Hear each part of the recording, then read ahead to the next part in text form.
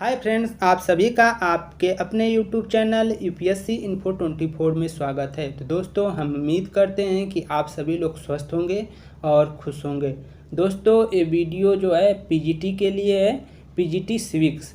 तो अगर आप टीजीटी, पीजीटी, एलटी ग्रेड की तैयारी करते हैं तो ये वीडियो आपके लिए है। तो दोस्तों, स्टार्ट करते हैं। आज ये 18वां भाग इस वीडियो का। बहुलवाद ऑस्टिन के संप्रभुता सिद्धांत का क्या है ये बताना है। विरोधी है, समर्थक है, न तो विरोधी है न तो समर्थक है, उपयुक्त में से कोई नहीं। तो बहुलवाद ऑस्टिन के संप्रभुतावाद का क्या है, सिद्धांत का यह विरोधी है। व्याख्या देख लीजिए। बहुलवाद ऑस्टिन के संप्रभुता के एकलवादी सिद्धांत का विरोधी है। बहुलवाद ऑस्टिन के संप्रभुतावाद के एकलवादी सिद्धांत का क्या है, विरोधी है। इस विचारधारा को स्थापित करने का श्रेय जर्मन समाजशास्त्री गिरके को प्राप्त है। किसको प्राप्त है? तो जर्मन समाजशास्त्री गिरके को प्राप्त है।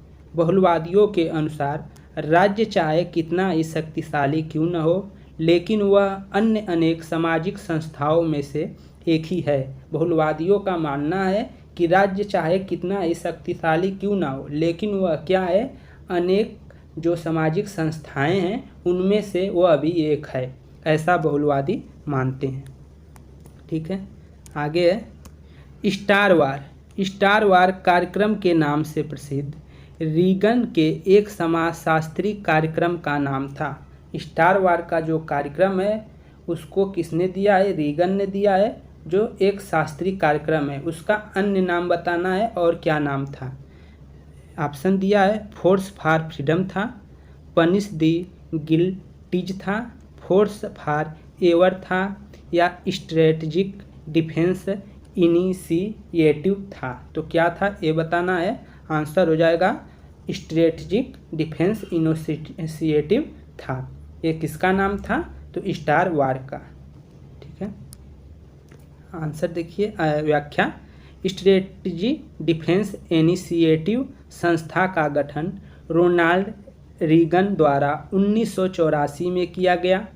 इसका उद्देश्य अंतर्राष्ट्रीय महाद्वीपीय बैलिस्टिक मिसाइल तथा पनडुब्बी से लॉन्च मिसाइलों से अमेरिका की रक्षा करना था। आगे देखिए 33 नंबर क्वेश्चन। अरस्तु ने राज्यों और संविधानों का वर्गीकरण किस प्रकार किया है? अरस्तु ने जो राज्यों और संविधानों का वर्गीकरण किया है उसका आधार क्या है, वो किस आधार पर किया है यह बताना है आपको। निर्मित और पारंपरिक रचना के आधार पर किया है, शासकों की संख्या और शासन की गुणवत्ता के आधार पर किया है, या धार्मिक प्रभाव के आधार पर किया है, या आर्थिक प्रभाव के आधार पर किया है। तो दोस्तों, अरस्तु ने राज्य और संविधान का वर्गीकरण शासकों की संख्या और शासन की गुणवत्ता के आधार पर किया है। ऑप्शन 2 सही हो जाएंगे। ठीक है फ्रेंड्स, अरस्तु ने शासकों की संख्या और शासन की गुणवत्ता के आधार पर राज्यों और संविधान का वर्गीकरण किया है। आगे देखिए 34 नंबर क्वेश्चन है। अमेरिकी प्रणाली में निहित शक्तियों का क्या अर्थ है कि अमेरिकी प्रणाली में निहित शक्तियों का क्या अर्थ है? निहित शक्तियों का अर्थ आपको बताना है। अमेरिकी शासन प्रणाली में निहित शक्तियों का क्या अर्थ है? तो इसका अर्थ होता है दोस्तों, निहित शक्तियों का अर्थ होता है संघीय सरकार को वे शक्तियाँ मिल सकती है जो संविधान में स्पष्टतः उल्लिखित नहीं है। ऐसा निहित शक्तियों का अर्थ है। तो ऑप्शन 4 आपका सही हो जाएगा। ठीक है, व्याख्या देख लीजिए फ्रेंड्स। अमेरिकी प्रणाली में निहित शक्तियों का अर्थ है कि संघीय सरकार को वे शक्तियाँ भी मिल सकती है जो संविधान में स्पष्ट रूप से उल्लिखित नहीं है। और सब तीनों आंसर गलत है। ठीक है, आगे देखिए। निम्न में से किस लेखक ने साम्यवादी राज्य में नए वर्ग के अस्तित्व में आने की चर्चा की है? निम्न में से किस लेखक ने साम्यवादी राज्य में नए वर्ग के अस्तित्व में आने की चर्चा की है?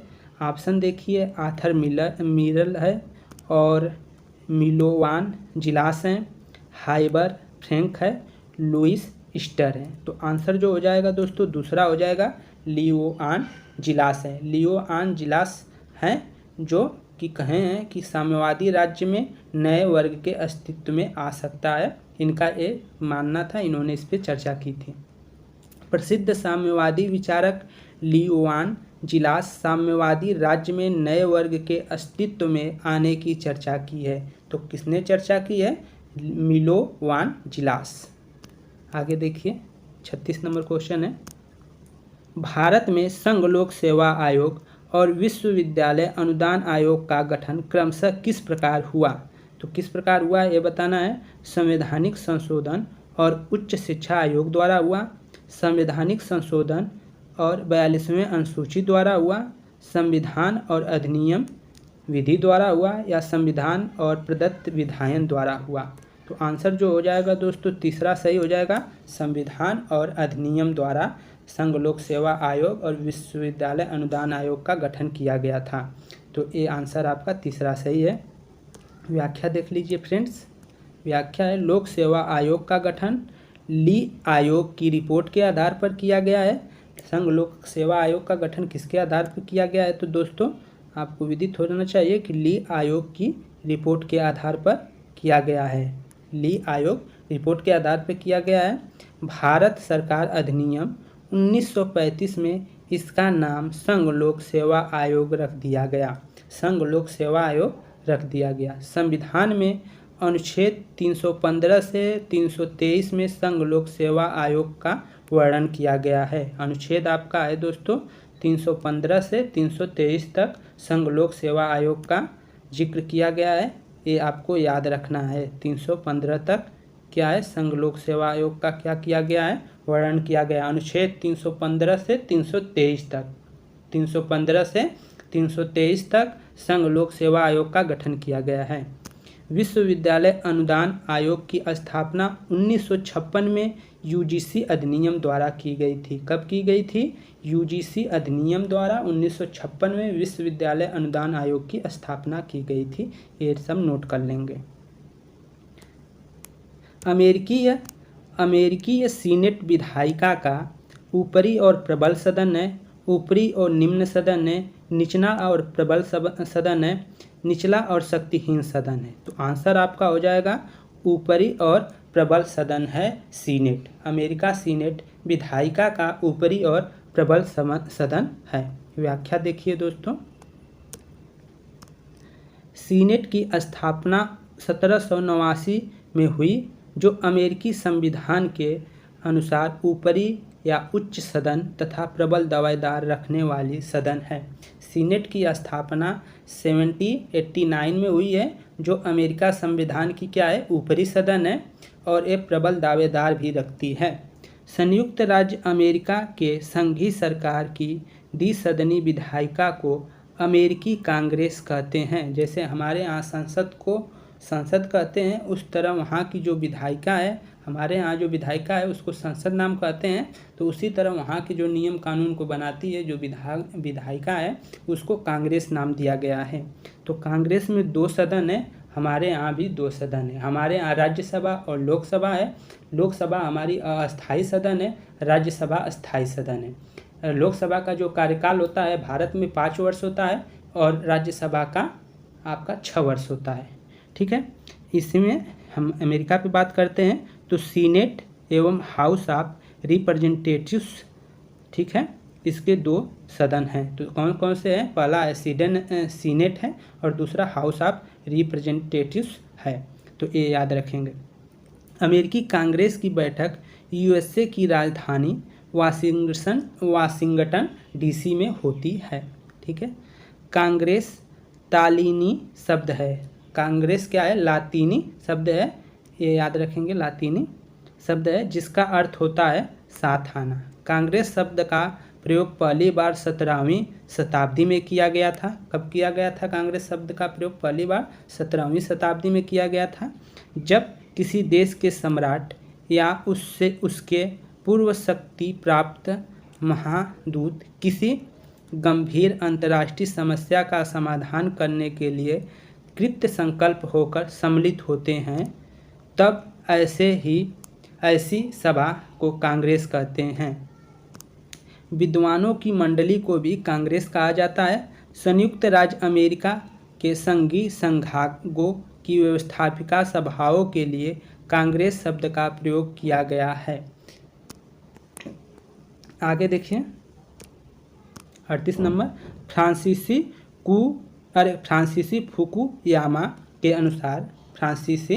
फुकुयामा के अनुसार पश्चिमी उदारवाद की निर्णायक विजय होगी, आतंकवाद की निर्णायक विजय होगी, उदारवाद प्रति आतंकवाद में परिवर्तित हो जाएगा। चौथा है उपयुक्त में से कोई नहीं। तो फ्रांसीसी फुकुयामा के अनुसार क्या था कि पश्चिमी उदारवाद निर्णायक विजय होगी। ठीक है, फ्रांसीसी फुकुयामा के अनुसार पश्चिमी उदारवाद की निर्णायक विजय होगी, ऐसा फ्रांसीसी फुकुयामा का मानना था। इधर देखिए व्याख्या, फ्रांसीसी फुकुयामा एक राजनीतिक विचारक हैं। उनके अनुसार पश्चिमी उदारवाद की निर्णायक विजय हो चुकी है या होगी। आगे देखिए 39 नंबर क्वेश्चन है, अंबेडकर ने निम्न में से किसका लेखन नहीं किया है, या अंबेडकर जी की कौन सी पुस्तक नहीं है, ये आपको बताना है। तो दोस्तों आपको मालूम है कि शुद्धराज उन्हीं की पुस्तक है, और पाकिस्तान पार्टीशन ऑफ इंडिया भी उन्हीं की है, और ए ही लेंस ऑफ कास्ट भी उन्हीं की पुस्तक है।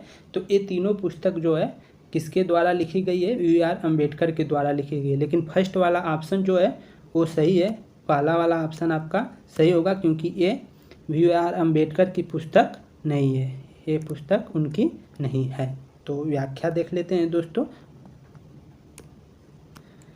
डॉक्टर अंबेडकर प्रसिद्ध कानूनविद और समाज सुधारक थे। उन्होंने दलितों की स्थिति में सुधार के लिए कार्य किया है।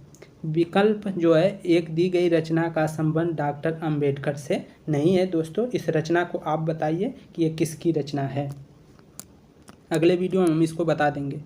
ठीक है, मैक्स वेबर, दुर्खिम, पैरेटो को राजनीतिक शास्त्र के किस उपागम से जोड़ा गया है।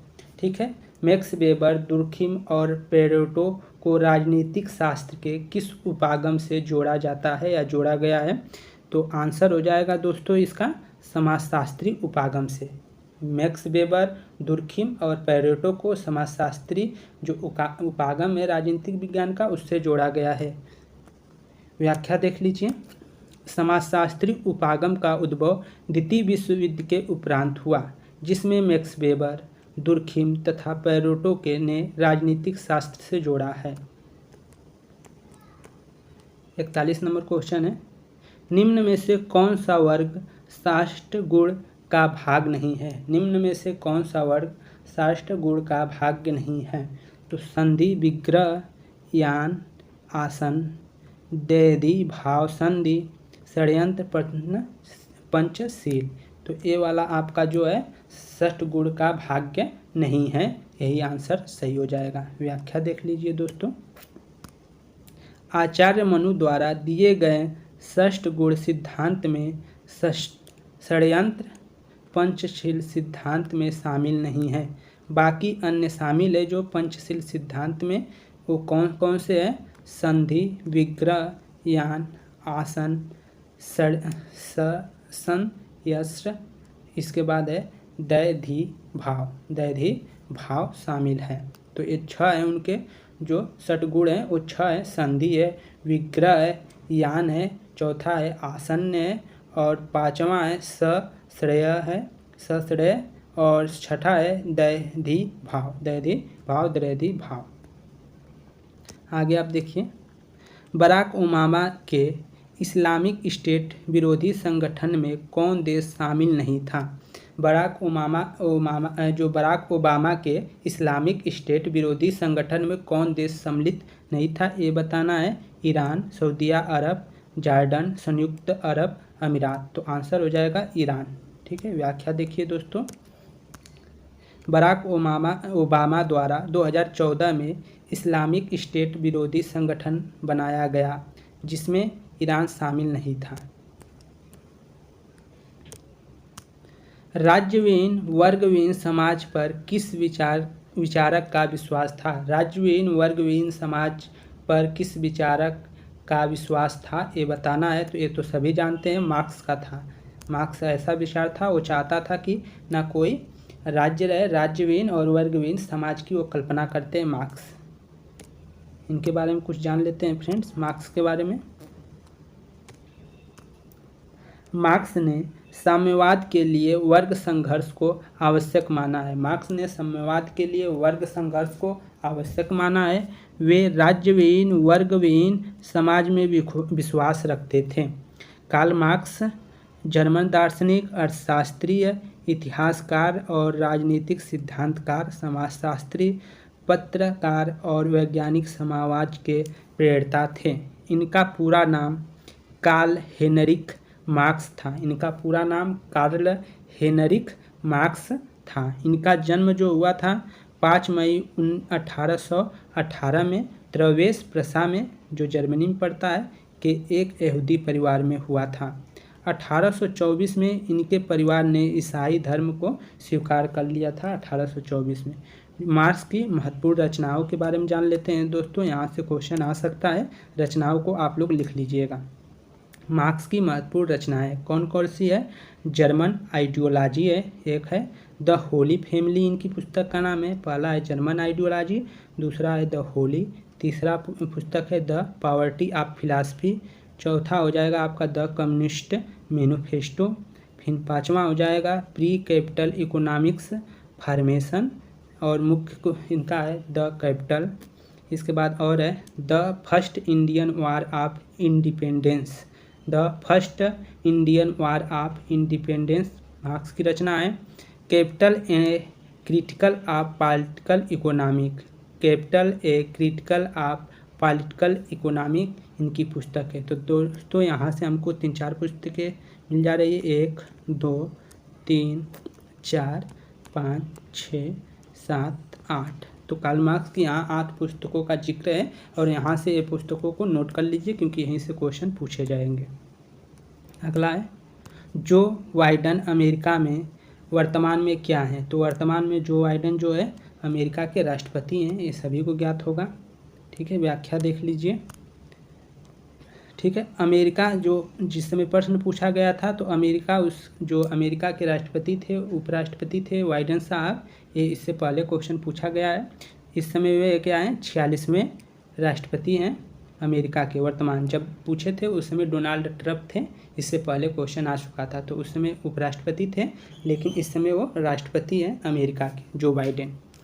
Joseph Robinette Biden junior, Joe Biden, जन्म इनका हुआ है 20 नवंबर 1942 में। एक अमेरिकी राजनीतिज्ञ और संयुक्त राज्य अमेरिका के 46वें राष्ट्रपति हैं।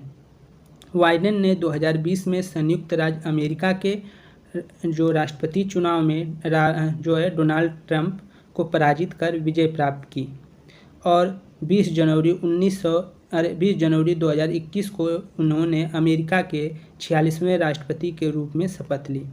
डेमोक्रेटिक पार्टी के एक सदस्य जो बाइडेन ने 2009 से 2017 तक संयुक्त राज्य अमेरिका के 47वें उपराष्ट्रपति थे, और 1973 से 2009 तक डेलावेयर के सीनेटर के रूप में कार्य किया। 45 नंबर क्वेश्चन है दोस्तों, जयप्रकाश नारायण के किस विचार से भारत में एक बड़ा आंदोलन हुआ और आपातकाल लागू हुआ?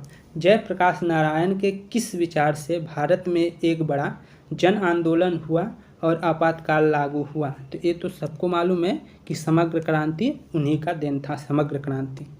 ठीक है, जयप्रकाश नारायण की समग्र क्रांति से भारत में एक बड़ा आंदोलन हुआ और आपातकाल लागू हुआ। इसी दौरान उन्होंने दल विहीन प्रजातंत्र की मांग उठाई थी। तो दल विहीन प्रजातंत्र की मांग किसने उठाई थी? तो ये उठाई थी आपके जयप्रकाश नारायण ने। ठीक है, तो यहाँ पे ये सब लगभग में उन्हीं के द्वारा दिया गया है, लेकिन जो बड़ा जन आंदोलन हुआ था वो किस विचार से हुआ था? तो वो हुआ था समग्र क्रांति से। ठीक है, तो दोस्तों यहीं पे ये क्वेश्चन समाप्त होते हैं। हम उम्मीद करते हैं कि ये वीडियो आप लोग को पसंद आई होगी। अगर दोस्तों वीडियो थोड़ा भी पसंद आई है तो आप वीडियो को ज़रूर लाइक कर दें, और आप चैनल पे नए हैं दोस्तों तो आप चैनल को सब्सक्राइब कर लें। तो दोस्तों आप लोगों को तहे दिल से शुक्रिया। शुभ रात्रि।